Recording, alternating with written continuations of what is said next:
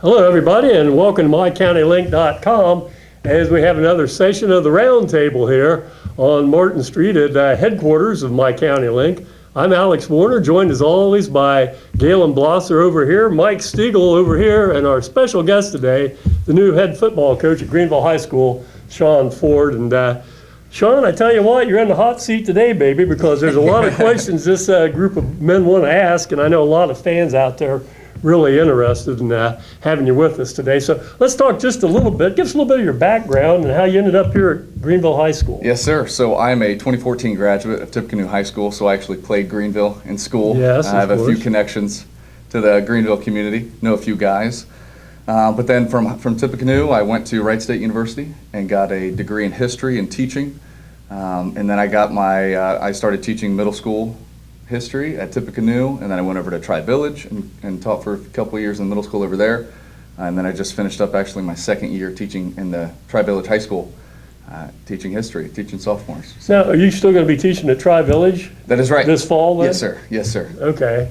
All right. We didn't have a position. I know nowadays it's tough a lot of times to find a teaching position to go along with a coaching position to make that move. It is. But luckily, Tri-Village is really just right around the corner from Greenville, so it's really not a bad drive at all. I don't mind it. Yeah. Okay. Family or anything? Yes. I'm married. I actually just celebrated my 5th year anniversary with my wife. It was on the 13th, so just was that Saturday. So, so I have a wife that we've been married for 5 years, excuse me. And then we have a 2-year-old son as well. Very good, very good. Well, welcome to the Greenville community. Thank you. Now, let's head to the tough questions here. Mike, start us off there. Sean, I got the chance to talk to you here a little while ago, I don't know, a month or so. Tell me, how is your preseason program going, and where do you feel Greenville's at?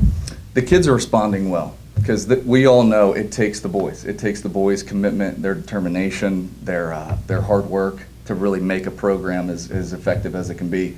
I've been very fortunate to land several really key assistant coaches, a couple guys who were on staff last year and several that weren't, kind of bringing in some fresh blood, some different perspectives, and just a belief system.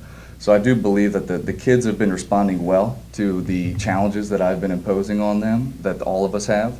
And we've tried to change the mindset. We have this whole phrase that we really are trying to instill into our kids. It's called develop the dog. And what that is really all about is a dog. That's somebody who, when their back's against the wall, they bite. They don't lay down. They continue to fight. And that's getting every rep in the weight room. That's finishing every set. That's running through every sprint. Just having that dog mentality. And that's something that we've been starting with and that the boys have really been responding to. Very good, very good. Since you've had the weight, you're doing the off-season weight room, how are the kids responding to that? Are you getting a lot of participation? Yes, we're getting solid participation, and especially from the core group of kids. You know, our leaders, our seniors, our upperclassmen, the kids who are returning players, and several kids who aren't. I think there's a lot of different groups of people who want to really be a part of this, and they're responding very well to it. Yeah, Galen? Yeah, how are the parents responding to you? I know if you read online a lot of things, a lot of parents take a lot of blame for what happens in our sports programs. What kind of reaction are you getting from the parents of the players? Well, we couldn't have any success without the parents. And from my personal experience, I know we've actually been out in the community a little bit. We planted flower pots. We went out and watered them. We went over to the fundraiser for the park, and I got to meet several parents, and they all have just been very excited for where the program's going. And I've had only positive interactions with parents in the community thus far. And I think and they have great kids here. You know, I believe in the Greenville kids, and you know, they wouldn't be who they are without the parents. So the parents have been exceptional. You know, you talk about the dog mentality, you know, that D-A-W-G, dog. Yeah. We're talking about the dog mentality. How many kids do you anticipate coming out freshman through senior year? Just a rough estimate off the top of your head. I would say between 60 and 70. Okay. Yeah, right now we're on a day-to-day basis, we're in the mid-50s, but always by the time August comes around, a few more kids will end up coming out. And but the thing is we want quality. We really do want quality. We want people, especially in the first year, you want people to come in and want to be a part of it. And that sometimes quality over quantity is a good thing. Right. And I think we have plenty. I mean, we're going to have enough to field 3 teams, freshmen, JV, and varsity. Oh, that's good. Yeah, so I mean, the more kids you have, obviously, the better. But especially at this time of year, you really want the kids who want to be here. Yeah. Well, let me ask you this, because a lot of times people say, well, I see kids walking around the hallways who should be playing football. How tough's that going to be for you, teaching at Tri-Village, being able to pick out some of those kids maybe in the hallways that maybe just need that little extra urging, or being asked, hey, why aren't you playing football? And the reason I asked this question, I just got done working out at Snap 24/7. And some of the Greenville kids work out with PJ Paulus and some of the people out there. And there's a young man out there right now. He's going to be a sophomore, 6'1", 180, good athlete, baseball, basketball, does not play football, and this kid's aggressive. How do you find somebody like that? How tough's that for you being in a different building? Well, first off, I think that the fact that there's Snap Fitness and there's kids in the community wanting to work out, I think that's a good thing. It is a Whether or great not they thing. can help me or not, that's Yeah. a wonderful thing for them Right. to have that exercise, that availability with Coach over there. So when it comes to recruiting the hallways, this isn't the first time I've been asked this question, but like I said kind of previously, I want who wants to be here at the end of the Okay. day. Football is not for everybody. It's Right. a challenge. And by setting a high standard, you want people to come to that standard. And I think by focusing on the kids who want to be a part of this program, who want to take the next step forward, that's the recruitment right there. Okay. Now, obviously, you want more. I'm sure I've seen several kids who started out coming in the beginning and kind of have trickled out over time, and I would love to have them back. I really would. But also at the same time, you can never sacrifice the standard. And Right. the standard is the standard. And like I said before, man, football is just not for everybody. Yeah. But at the same time, you want them. So if these kids who are going over to Snap and are kind of walking the hallways looking for something else to do, please come out. You'll be challenged, you'll be pushed, but that's what you want. That's what young men need, is a challenge, and we will provide them with that. We'll provide them with a challenge, we'll provide them with teamwork and camaraderie as well. Yeah, very good. Let me ask you one more thing, then we'll get back to Mike and Galen. And I just lost my train of thought. You're good. Oh, Yeah, let's talk nothing wrong with you, let's talk Alex. about your coaching staff. Yeah. You say you've retained some, you brought in some new, so just tell us who is on your staff Yes. this year and what their responsibilities will be. Yes, so Adam Eberwine, he has been on staff for countless years, and he's the head varsity baseball coach as well, so he's coming back on. He's a linebackers coach, defensive coordinator. And then we have Coach Jake Porter, who is a high school teacher. I think he's going into his third or fourth year here at Greenville. And he's been on staff, I think, for 2 or 3 years on the football staff since he took over, since he got a teaching job. He's from Northern Ohio, but I think he's from the Canton area. And he's our offensive coordinator as well as our wide receivers coach. Michael Crampton, he's a Greenville grad. I think he graduated in 2020. He was a volunteer last year. He's coming back on to coach our defensive backs. Then we have Braden Russell, who is a Greenville grad of 2018. He was a very great high school football player, went over and played at Valparaiso for a couple years, and he suffered a pretty terrible ankle injury, and that kind of derailed his college football playing career. But he called me out of the blue and wanted to become a part of this, because he really likes Greenville, and he was reading a couple articles that a couple of you guys wrote, and he goes, I want to be a part of this. So he came on. And then Brandon Irvin, he's a guy that I actually played with at Tippecanoe. Okay. He was a couple years older than me, but he's going to help out. He's going to coach our offensive line. Oh yeah, Coach Russell is also our offensive line coach, and then Coach Irvin as well. He works for the county, or for the city here.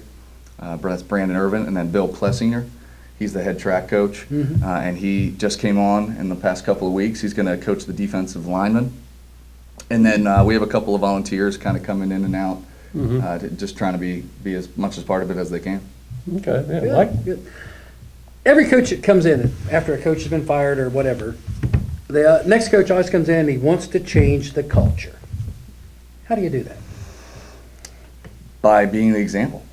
It's not really a t-shirt. It's not a hashtag. It's not a phrase. It's not a break on 3. It's not what it is. It's how you go about the day-to-day. I think from the time I took over in January, from the first meeting with the players and parents to today, I think I've been a consistent example of what this culture is. And what is this culture? Well, really it's 3 things. It's pride, brotherhood, and loyalty.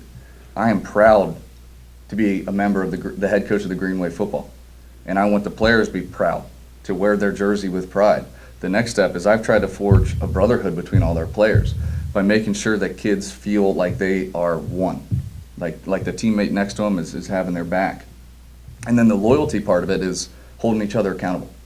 You know, everybody knows what the standard is. Now it's up to all of us to elevate everybody up to that. So really those three things, pride, brotherhood, and loyalty. I started with just my example, my assistant's example. There's several leaders who are holding each other accountable to that. And it's more of just a mentality, and it's more of just kind of a habit and developing that. Excellent. That's a good idea. Yeah. We got Galen. Well, you're a history teacher, and you know the history of Greenville football. You've been a winner everywhere you've been, high school, coaching, all your places you've been a winner.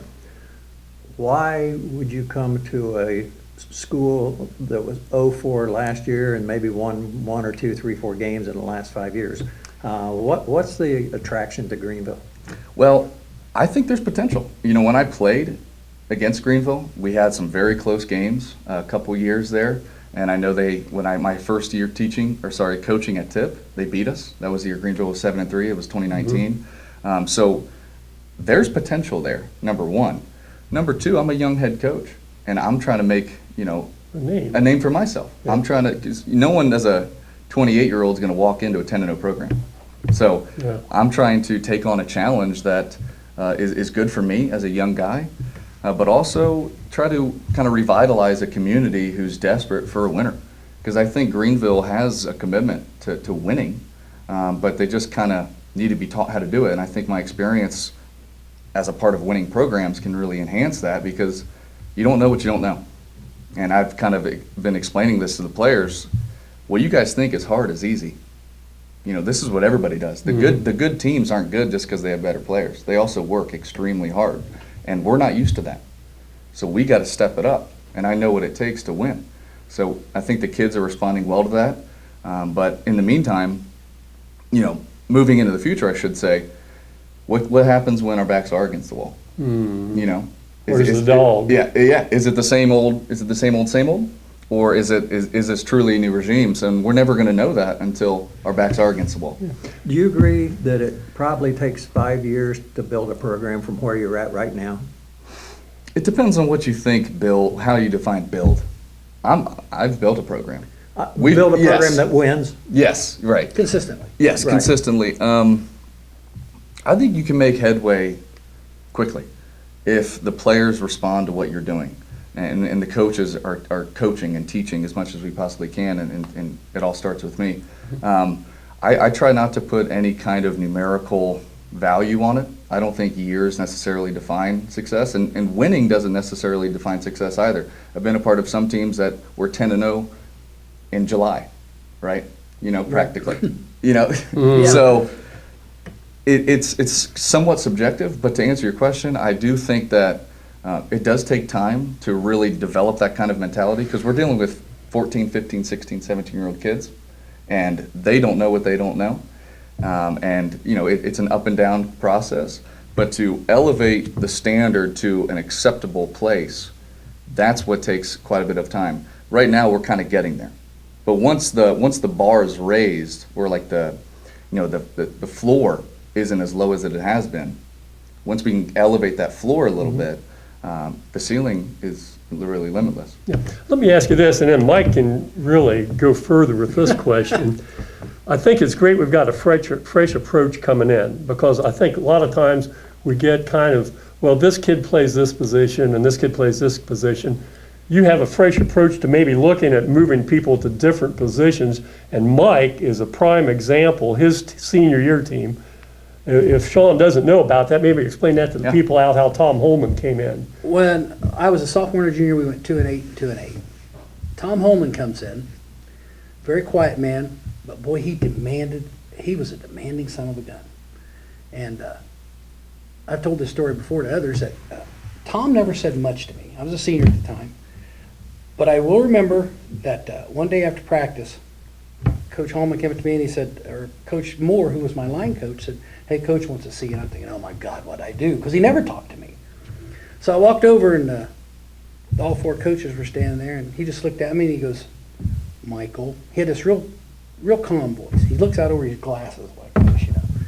He goes, Michael, we're only going to be as good as you let us be, because you got to recognize what they're doing up front and make the right call. We're going to be as good as you are. And he turned around and he walked away. Mm-hmm. Coach Moore looked at me and goes, no pressure there, huh? But I never forgot that because I knew he was counting on me. Mm-hmm. And we went 10-0 the very next year with basically the same group of kids. Mm-hmm. So it is possible.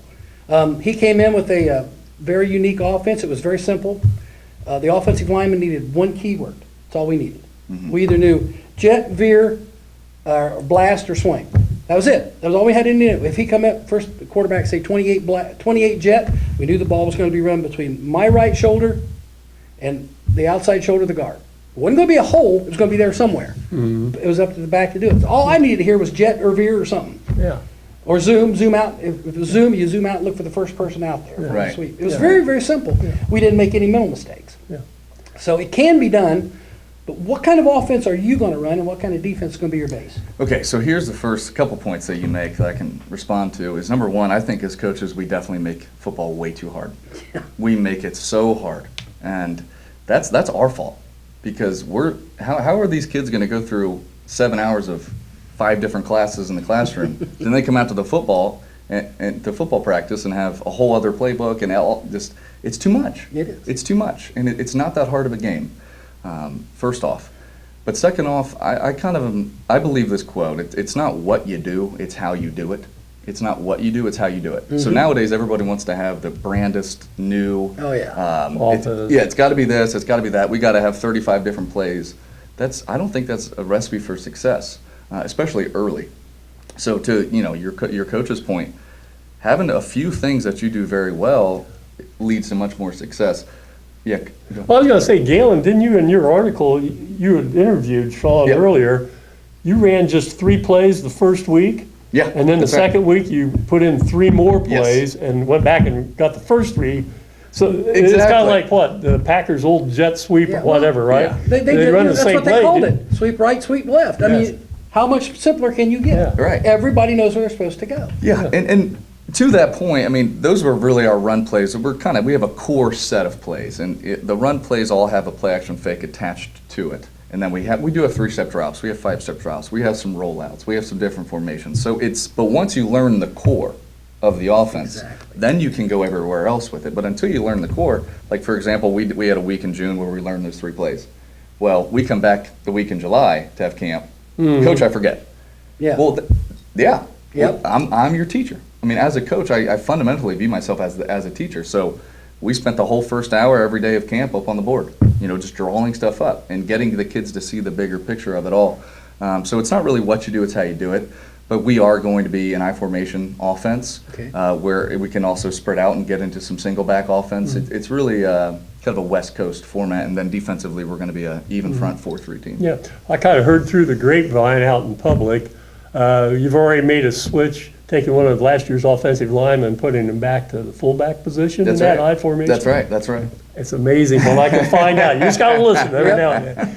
But that's good. why I brought to where a fresh approach maybe says, well, this kid, he's been playing there for 2 years, but I really think he could be better at this position. And I think the fresh approach. Yeah, and Really helps. there's another player. So last year, he's a senior this year.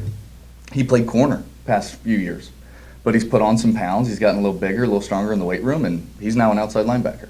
Okay. So it's not just, here's what you were last Well, year. Okay, then Kids develop too. Yeah, kids develop. You go from 14 to 18, Okay. and you might change. But that's a sign of a coach that's watching his team. You might have the best. This kid might have been quarterback last year. Can't throw the ball, but he may be a hell of an outside linebacker or a defensive back. Yeah. So you got to put the kids where they can accomplish their best. That's right. And sometimes as a coach, you can get in your own way. And you kind of think it's about you, when at the end of the day, it is about the players. The players are going to be why we have success. A lot of coaches anymore, the interaction with officials has become somewhat, I would say, heated.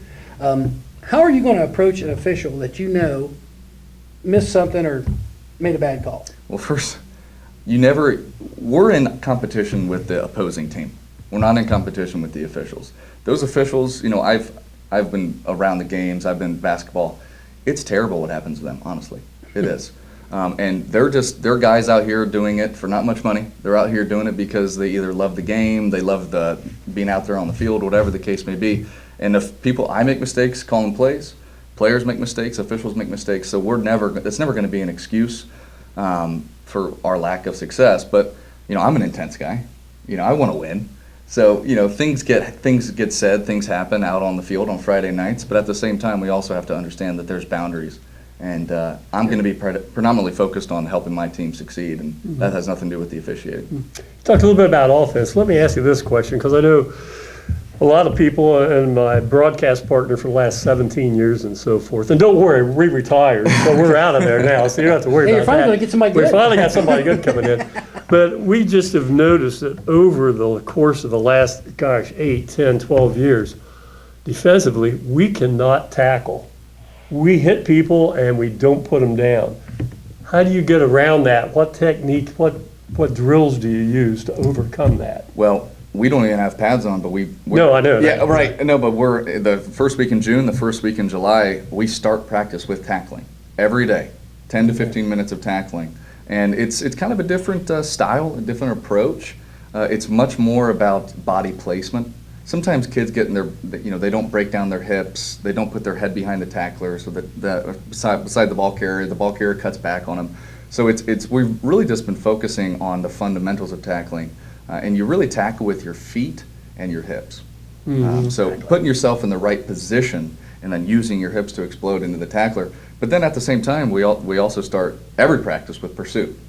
So it doesn't take one, it takes all 11. So 11 are going to have to get to the football. So if you can really coach the fundamentals of tackling every single day, and then the pursuit, I think you're going to have much more success. Yeah. I bet you could hardly wait to see that first day of full contact, because sometimes there's a difference how a kid looks going through drills and this, and then where they're actually having to put a pad on somebody. Yeah, and we've learned a lot even in the 7-on-7s that we've had. We've had a couple 7-on-7s, and we kind of think this kid's good here, this kid's good there, and then they kind of go out in a competitive environment, and things change. And we definitely expect that exact same thing to happen come contact, because football is a contact sport, and the kids who thrive in that environment, who kind of love that contact, That's good. That's a football player right there, and that's the kind of kids that we want. The winningest coach in Ohio high school history is Tim Goodwin up at Marion Local. And Tim Goodwin had a comment. He said, "We want every kid in school to come out for football. If you come out, you'll play. Because we don't care what our 7th and 8th grade record is. We want them to come out and experience it, and by the time they get to the 9th grade and ready to play football at the varsity level, they're ready to go." What do you think about that? I mean, anything Tim Goodwin does, I think, has had a lot of success, and I need to, especially as a young coach, I think I can learn a lot from him. But absolutely. And football is so much more about the teamwork, the camaraderie, the discipline, all of those kind of characteristics that people need in life. So if you're not going to play football because of a lack of playing time or because you're not winning, I think you're really doing yourself a disservice, because that's not what really life is all about.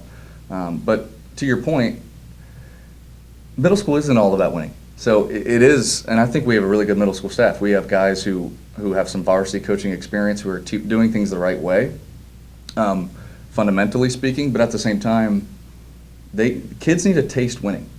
Kids need a taste of winning. So sometimes you don't want to ever put winning on the back burner, because that is why you play the game on Friday nights or whenever the middle school plays. So it's kind of finding a balance between the two. Real quick, you've played in the GWAC, the MVL. You coached in the WOAC the last years. I like the WOAC. I cover them a lot. We cover all the schools. But in the WOAC, you get some pretty easy games. You get no breaks in the MVL. Yeah. You never get a Friday night off. So how does that affect how you coach? I cannot wait. Actually, one of the first meetings we had, I kind of had this chart up, and there was, in 8 of our 10 games, I think, at Tri-Village, we had like an over 90% chance to win. And then you go over in Greenville, and it's much less than that. And I go, am I crazy for taking this, or am I just a competitor? And I'm a competitor. I want this challenge. Now that's not getting on. That's not having a big head. That's just wanting to compete and wanting to make a difference. And I think the kids want that too. I also know I hear this all the time. Well, we're in the wrong league. We're the small school, blah, blah, blah. But then you look at the MAC. There's 3 different divisions in that, and they all play each other. And they're all competitive. There's never a blowout. They're all play no matter the size of the school. So it's not really, you're correct, it's not the people you're playing, it's the kids you've got that are playing. Mm-hmm. You can compete against anybody if you've got the right kids. And I think I think Greenville, once you get started, Sean, I think you're going to start seeing more kids come out, which is what we want. We want more kids in all sports, especially our kids at the high school level. I'd like to see every kid in the school playing something, doing something, boy Right. and girl. Right, But right. I think it's a good life lesson for them. It is, and football especially, because there's no other game like football. No, there isn't. You talked a little bit earlier about the importance of the junior high program and developing not only techniques and, attitude, but also that winning. You've got to win some there to have that attitude carry over into high school. Let me ask you, what are your thoughts on youth tackle football? And I know I'm going down the road no. 7, 8 years now, but Right. I'm a retired chiropractor, and I have my thoughts on the advantages and disadvantages of youth football. What are yours? So, I played youth football. I loved it. I had a great experience. I had a great coaching staff, great dads, and we formed so many bonds from youth football, from 3rd grade all the way to 12th grade. I graduated. We had 27 seniors. Wow, that's a lot. And all of them played 3rd grade football all the way to 12th grade. We lost a few along the way, but still our core guys were there. And part of that is, and we were very successful. We were 10-0 in our senior year, and I definitely attribute a lot of our success to youth football, developing that mentality, developing that brotherhood, understanding that football's hard. It's physical. This is what the game is. You can't take that out of it. But at the same time, why are we playing the games? And youth football is really about. It's much more about exposing kids to the game of football to get them to love it, and enjoy the game. Because sometimes, the youth sports can really draw kids out of it. They can get burnout from it. And I don't necessarily think that's the tackling aspect of it. Sometimes it's just coaching, sometimes it's culture. There's a lot of factors. I had a great experience with it, and I would want my kids, I would want all of our players to have the same great experience that I did, but I know reality is reality, and sometimes not everybody has that reality. I was just thinking about the 2nd and 3rd graders that have 2.5-hour practices 3 days a week in August, and I'm thinking that can't be that much fun out there. And then I also worry about the kids, because at that age group you could have a 40 to 60 pound discrepancy, and a lot of those little kids are getting pounded and they lose interest in football, and yet by the time they're juniors and seniors, they're They're the ones doing the 6'1", pounding. 200 pounds, and the guy that was 5'6", 140 pounds Is is still a 5'6". 4th grader is 5'6", 150 pounds. Right. And so I've got mixed emotions on that. But I do too. Yeah. I definitely see your point. My Yeah. mixed emotion with it, I'm kind of like you, but I think it all depends on coaching. Yes, I agree, 100%. I did that Super Bowl for that young kids twice, and I swear to God, I listened to some of the coaches, and it's like they're calling plays I don't think the Packers could understand. And you got kids out there at that age, they just want to run out and bump into each other. Give them 3 or 4 core plays and let them play. But I think that's the biggest thing is they lose interest because they don't understand it. They're not being taught the game. And I think that's the key. Once they learn what you're trying to do, I think you become a much better player, and I think they enjoy it more. Yeah, that's true. And a lot of, sometimes football can get, there's 11 guys, right, and then 11 on 11, but then there's 40 kids on the sideline. Yeah. Like, we've got to find a way to make our practices more efficient, to make sure Exactly. everybody's getting some Yeah, participation and involvement. Soon after you accepted the position, we had the tornado, and you were having to practice in my backyard. What has that done to your program? Now you don't have the turf to play on this year, and you're going to be playing on a soccer field that's the old grass field again. Well, the only thing it's done is made us walk a little bit further to practice. That's our mentality. Instead of walking directly out of our locker room to the turf field, we just walk around the back, and that's where we go. So football's played between the lines, and turf is great. I love turf. I played on grass. There's nothing like getting a grass stain on your jersey on a Friday night, so that's fine. We're here to play the game of football that we all love, and we'll play anywhere. Yeah. I interviewed Superintendent Doug Freeze a week or so ago. Have you heard any more about our home games? Are they going to be on the field of the track complex? Or are we going to play all our home games away at 2 or 3 schools have volunteered use of their fields when we can't? Have you heard any further on that? I know there's a lot of different alternatives kind of being floated around, a lot of different ideas, but right now I haven't All kept right. up with it Yeah. because I'm more focused on the team and the boys. Right, and that's a good thing to be, because even the superintendent doesn't have the answers, because he's waiting answers from insurance companies and companies that, different manufacturers and things of that nature. So everything's up in the air right now. I didn't know if that, like Galen says, that impact you, but great answer. Yes, well, thank you. Yeah, I don't know, you must have practiced before you got here on some of these answers. I just He's came got from a lifting, He's got so- a cheat sheet under the table I there. got I'm one more question for noticing you. that, yeah. How's your wife feel about all this? Oh, she loves it. She loves football. She's come out to both of our 7-on-7s, brought our 2-year-old. He's been running around the field. They've, right when they've ended, they've been the first ones to come over and greet Good. me. And so her dad was a football coach Okay, for well then, 25 that's years. good. That's So, a good thing. yeah, so she loves the idea. She love can't wait it. to be a part of the community and come out on Friday nights. You certainly had some good mentors over at Tip City. Was Charlie Baumbacher? Beerbacher. Beerbacher, Yes, yeah. was Oh, he yeah. your coach? Yes, yeah, Coach Burbacher. And then the son came along later, correct? Yes, so I played for Coach Burbacher, Charlie. Wonderful, love him. I've learned so much from him. And then I started coaching over at Bethel with Scott Clodfelter, who's been around the block for All right. several years. Yeah, Beaver he's Creek, been a he's 20-plus year head coach. So yeah, and then I ended up coaching with Matt Burbacher as well, with Charlie as the defensive coordinator. So it was kind of cool to come full circle to play for him and now coach for him, and then learn a lot from his son. And I really look forward to learning more and more from Matt. I think what Coach Burbacher's done at Tip has just been, it's really taken the program to the next level. And he's been a great resource, a great mentor, and he's just a great person. So I'm very fortunate to have learned from so many great coaches. Well, I know all of us in the Greenville community at large hope those footsteps are ones that you follow here Absolutely. over the next several years. About ready to wrap things up. Mike, final questions? Just good luck to you. If there's anything any of us can do to help you in any way, we're all more than willing. We all want to see Greenville become a winner, especially me, since I think it's ridiculous we haven't had an undefeated team in 50 years. I mean, to me, that's crazy. What year was it? 1971. All right, I'll be talking about that tomorrow. Yep. I'd like to see Greenville get back to at least competitiveness, and we haven't been for several years. And good luck to you, Sean. Thank you very much. I really, if anything I can do to help, you let me know. Well, thank you, sir. Thank Yep. you very much. Galen? He looks good and green. He looks good and green. That's right.